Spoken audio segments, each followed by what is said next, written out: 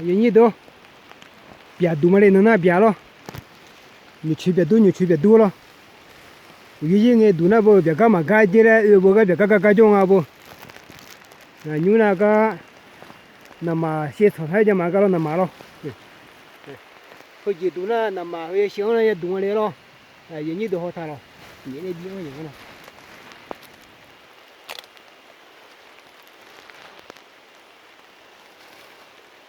cao ha lo cao ha này kia số họ cao ha ủa lắm thì một lắm này để cái mi đã khó bán này đi ngon đó có đi luôn á này ủa lắm nó đây này bao giờ này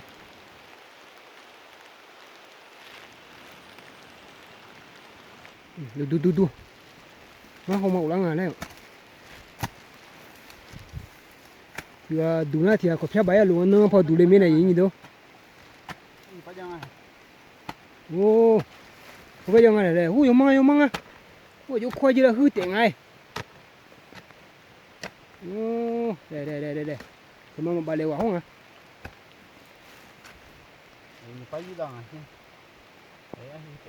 hư tiền luôn thì nó bắt đầu liền chưa đủ gì đâu té mà gì à? Ủa này mua bên này té hư mỏng rồi, vô bỏ này nó mà má miệng này. Má gì nè? Ô, cái măng này hả? Ui, măng à, chứ. Ô, Nó má té á? hư té miệng nữa, cái suy gì mà bẹp rồi. Cái này, gặp giá mà sang này. Ui, măng à, cái té rồi. Chứ đường giờ đúng là gì đó rồi nằm mà xén này đó khu vực biển Nam mà nhiều chuyện để đu là cũng ao được mà vừa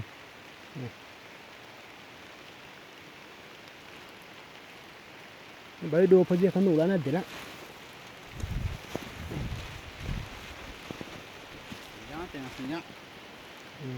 nhưng mà nó đủ nó lỏng à số giờ mà nhiều mà mình đủ nữa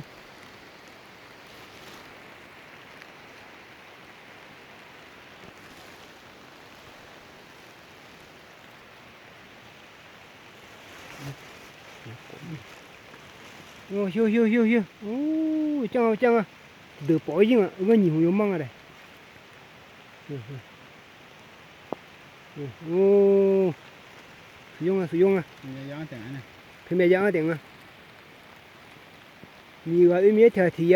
nó thèo này mà nó nếu hôm nay cái nó không là gì mà nhiều chuyện để đu lên gì đó đây